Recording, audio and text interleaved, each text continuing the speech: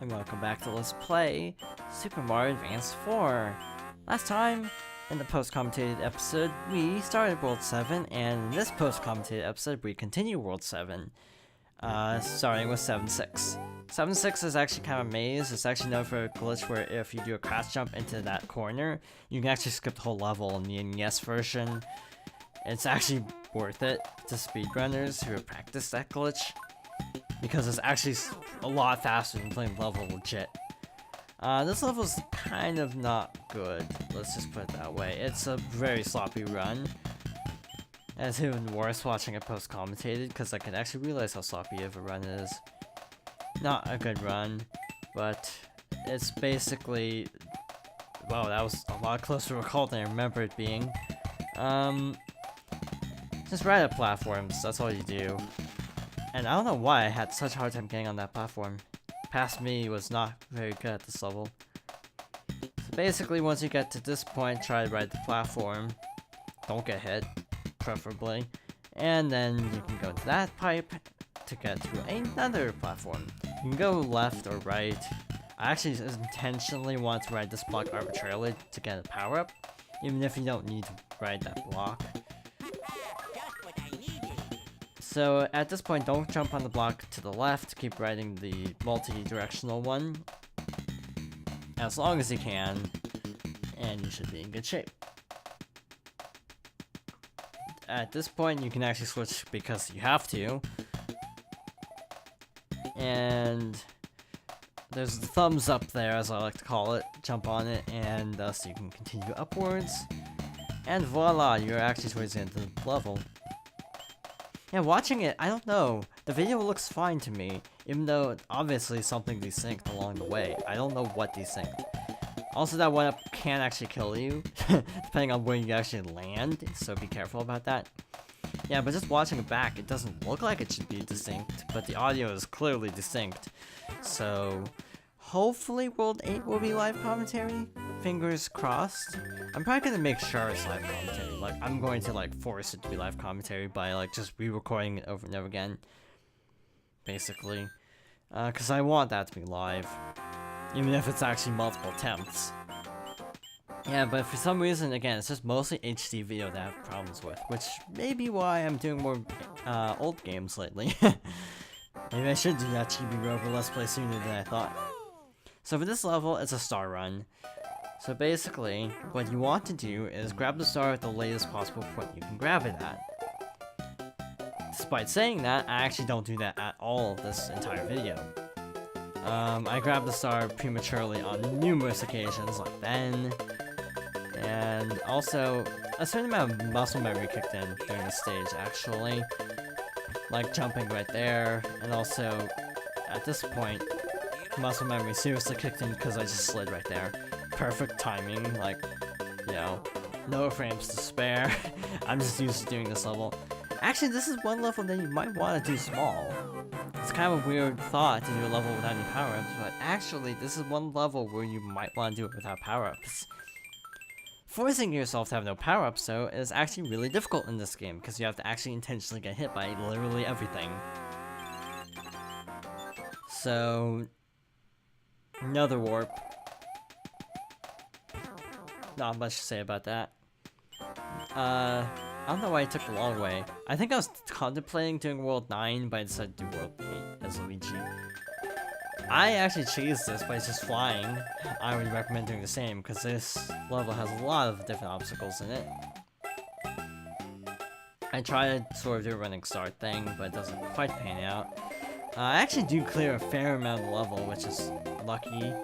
And a little bit cheap, but I don't really care because this level is actually rather frustrating. This is my next least favorite level in the world, next to 7-4, because this is the next one that I died the most on. This part in particular gets me a lot because I don't expect it. Right after this section, I think. Just, yeah, you can time that stuff. This guy. That little fire chomper thing.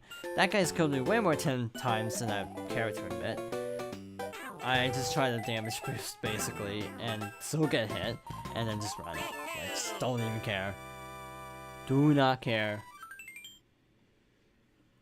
So that only leaves the two hardest levels. And by hardest, I mean not the 9, but actually the one after 9, the little chomper thing. It's actually very challenging. If for me, at least, I died a lot in that as a kid.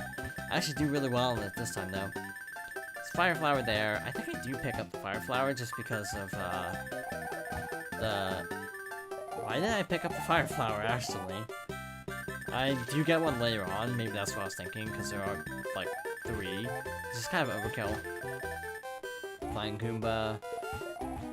This is basically Pipe Maze. There is actually a glitch in the NES version where if you do a crouch jump into the corner of the bottom pipe, you can actually clip through it. And if you keep doing this, you basically skip most of the level. Lots of coins, lots of secrets. This might be where the White Toad House is, actually. Might be, actually, because there are a lot of coins. I thought it was earlier in the world than that. I honestly don't remember. Frankly, it's sort of an impossible thing for me to get, so I don't really worry about it. That Fire Flower is also impossible to get if you're, Super Mario. If it was a mushroom, meaning you're Small Mario, then it's actually a pretty good power-up location. Coins. And then you can go up. Actually, it bothers me how the pipes have no outlines. A little nitpicky thing. Coincidentally, this power-up's actually right on the main path, so you don't even have to like veer off course for it. Jump up that hole there, and you're at the end of the level, and you get some coins to boot. And that's it. That's literally it. Not too bad. Next fortress, which is literally the next level, is arguably one of the hardest levels in the entire game, according to a lot of people. It is a very finesse-heavy level, which is why I basically cheat. But first, Mushroom House. I have like so many Tanuki suits this LP, it's not even funny. It's like I never use them, unless I'm given to them outright. But yeah, I just P-wing it up. And use a star for good measure because they're boos. I don't think I actually kill anything with the star, oddly enough. Okay, that piranha. And that one. So yeah, I was just not really doing a whole lot with the star. I was kind of hoping to take out the boo, to be honest. You can kind of see why. I go through it slowly to sort of show off the level. But I don't really want to play it legit. It's mainly the reason why I did it this way. And also you can lure Thwomps more easily, because doing a jump and then luring it is not the easiest thing in the world. I should take a hit here. And almost take another hit, actually. This part, I actually did something weird. The 2 dry bones here are actually supposed to be right next to each other, but I actually only spawned the one. So that's why they spread out. They're not supposed to be like that. You just slide under, dodging the fire disc. And I just took a hit because I don't care. I think you're supposed to bait it and then slide under as it's going back up, but I never do that because there are too many variables with dodging a fire disc. Frankly, Boom Boom is not that tough, so I just figure it's not really worth trying to keep it power up through all that. In any case, all that's left is the castle and the last Piranha Plant level. The last Piranha Plant level, I used a star in, and actually, I don't know why, but I remember this level being a lot harder as a kid than it actually was. I think it's just, you know, maybe because I used a star, but these jumps actually do kill me quite a bit, though, because I have the worst luck with dope blocks. I am just awful when it comes to jumping off those dope blocks. I think most people are bad at that, though, to be fair. Like, most people have trouble with the note blocks. Oddly enough, despite being an airship, I just go in with a mushroom because I guess I was feeling confident. And the king is a Yoshi. I'm pretty sure that's actually Yoshi's sprite from Super Mario World 2. Or actually more like Super Mario Advance 3, I think. I'm not 100% sure on that, but it looks like the same sprite to me, so that's just my assumption.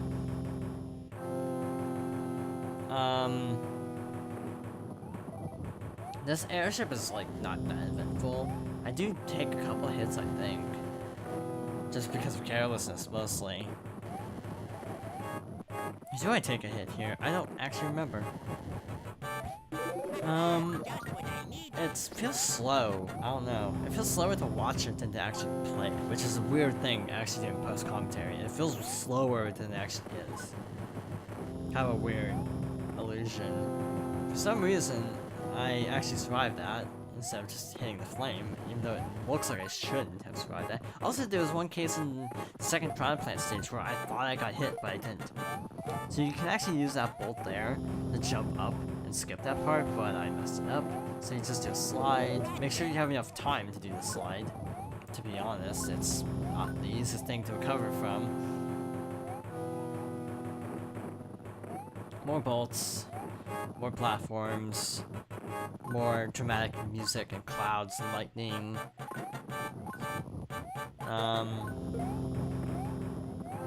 This is kind of a preview of a level coming up in World 8. Except it's like double speed. Like, I'm not even kidding. It's like twice as fast as this, if twice. I think the speedrun community jokes that the airship in World 8 actually kind of makes up for the airship in World 4 in terms of time. It seems to call him a joke like that at a game so quick. This part, I basically play as safe as possible, which is not at all, by the way. And we're at the end. It's pretty easy.